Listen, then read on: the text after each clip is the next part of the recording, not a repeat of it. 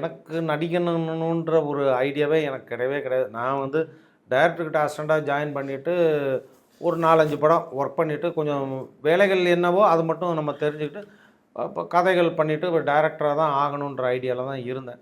நடிக்க வந்தது உண்மையிலே ஒரு ஆக்சிடென்ட் தான் சொல்லணும். அவர் தான் என்னை வந்து ரொம்ப கம்பல் பண்ணி இல்லை இது நடிக்கணும் அப்படின்ற ஒரு கட்டாயத்துக்கு உண்டு பண்ணார்.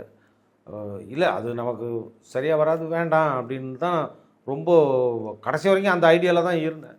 சரி சூழ்நிலை வேறு கடைசி நேரத்தில் கொண்டு போய் என்னை கேமரா முன்னாடி நிறுத்திடுச்சு வேறு வழி இல்லாமல். நான் கன்ஃபார்ம் பண்ணல, அவர் கன்ஃபார்ம் பண்ணி வச்சுருந்துருக்காரு. அந்த கேரக்டர் இப்படி தான் இருக்கணும், இந்த கேரக்டர் இவன் பண்ணணும் அப்படின்ற மாதிரி அவர் மைண்டில் வந்து அது டிசைன் பண்ணி வச்சுருந்துருக்குறாரு. அதுக்கு நான் கரெக்டாக இருக்கவே என்னை தூக்கி அதில் அடாப்ட் பண்ணிட்டார். ராசுகுட்டின்னு ஒரு படம். அதுக்கப்புறம் நான் இந்திரா பண்ணேன். இந்திரா எனக்கு வந்து பெரிய சக்ஸஸாக தான் இருந்தது.